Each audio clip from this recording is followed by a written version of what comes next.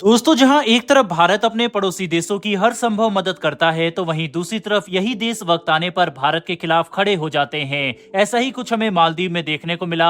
हर problem में भारत मालदीव के साथ खड़ा रहा, लेकिन आज के समय में मालदीव भारत से इस कदर दुश्मनी पर उतर आया है कि वहां के मंत्री भारत के प्रधानमंत्री को जोकर भारत के लोगों के खिलाफ रेसिस्ट टिप्पणी कर रहे हैं। मालदीव और भारत के बीच चल रहे इशू को लेकर एक नई अपडेट निकलकर सामने आई है। दरअसल मालदीव के अलावा भारत का एक और पड़ोसी देश भारत के खिलाफ बयानबाजी कर रहा है, जो अपने आप में हैरानी की बात है, क्योंकि भारत ने हमेशा ही प्रॉब्लम में इस देश का साथ दिया है। जी हां, हम बात कर रहे हैं नेपाल की। इस मुश्किल दौर में नेपाल को भारत का साथ देना चाहिए था, लेकिन नेपाल के पूर्व प्रधानमंत्री भारत के ही अगेंस्ट बयानबाजी कर रहे हैं, और वो भी तब जब हाल ही में भारत के विदेश मंत्री डॉक्टर एस जयशंकर नेपाल दौरे से वापस आए हैं। इसके बारे में हम आपको डिटेल से बताएंगे। वहीं खबर ये भी है कि नेपाल विजिट के दौरान भारत के foreign minister S Jaishankar Nepal की कुछ हरकतों की वजह से काफी नाराज हो गए। आखिर नेपाल ने ऐसा क्या किया, इसके बारे में भी वीडियो में आगे बात करेंगे, इसीलिए वीडियो को अंत तक जरूर देखिएगा।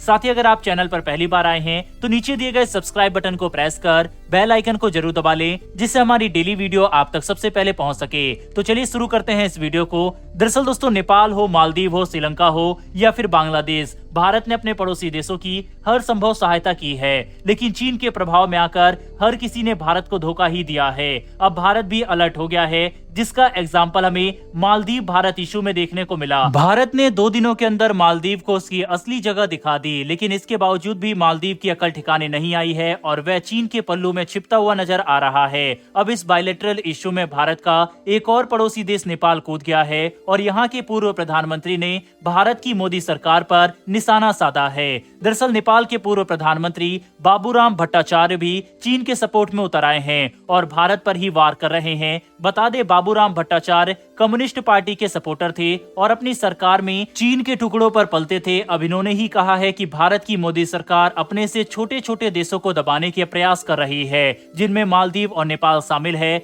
मोदी सरकार का बस चले तो आसपास के देशों की संप्रभुता को खत्म करके भारत को अखंड भारत बना ले, क्योंकि मोदी सरकार का यही मुद्दा है कि भारत को अखंड भारत बनाया जाए। दोस्तों, आप समझ सकते हैं कि भारत ने हमेशा ही नेपाल की मदद की है, चाहे कोई भी सरकार हो, लेकिन नेपाल की तरफ से इस तरह की टिप्पणी की जाना धोखा देने जैसी बात है। वहीं नेपाल के पूर्व प्रधानमंत्री ने यह भी टिप्पणी की है, जब भारत के विदेश मंत्री एस जयशंकर नेपाल की यात्रा से वापस लौट आए हैं, जहां एक और प्रधानमंत्री नरेंद्र मोदी के द्वारा लक्षद्वीप विजिट की फोटो अपलोड करने से बवाल मचा हुआ था।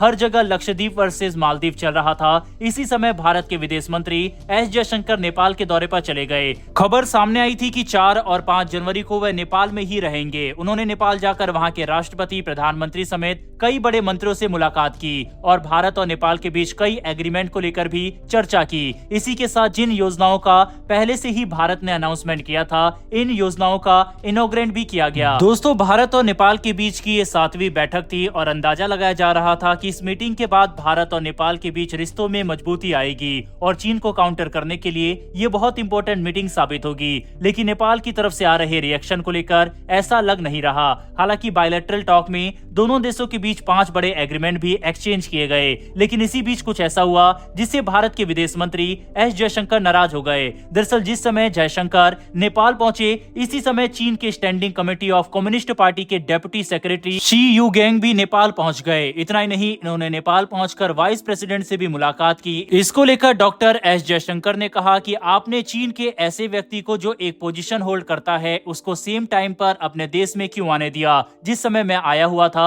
कम से कम टाइम मैनेजमेंट तो ठीक से किया होता।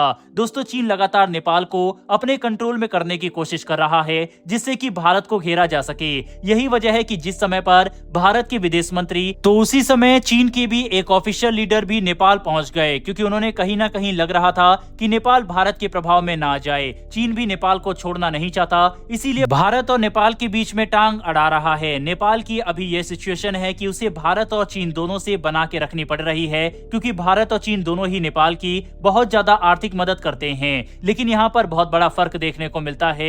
नेपाल और भारत का कल्चर काफी सिमिलर है और यहाँ अधिकतर लोग हिंदू कम्युनिटी से आते हैं, जिसकी वजह से दोनों देशों के बीच प्रेम की भावना है और नेपाल के लोग भी भारत से प्रेम करते हैं। तो वहीं दूसरी तरफ चीन के साथ में ऐसा कोई भी रिलेशन नेपाल का नहीं है। चीन बस पैसों के दम पर नेपाल को हथियाना चाहता है। अब देखने वाली बात होगी नेपाल आगे क्या स्टेप लेता है। बहरहाल दोस्तों, नेपाल के इस एटीट्यूड पर आपकी क्या राय है, कमेंट बॉक्स में लिखकर जरूर बताइएगा। साथ ही हमारी आने वाली डेली वर्ल्ड अफेयर से जुड़ी ऐसी वीडियो के लिए चैनल को सब्सक्राइब कर बेल नोटिफिकेशन अवश्य दबा लें। फिर मिलेंगे ऐसी एक नई वीडियो के साथ। धन्यवाद। जय हिंद।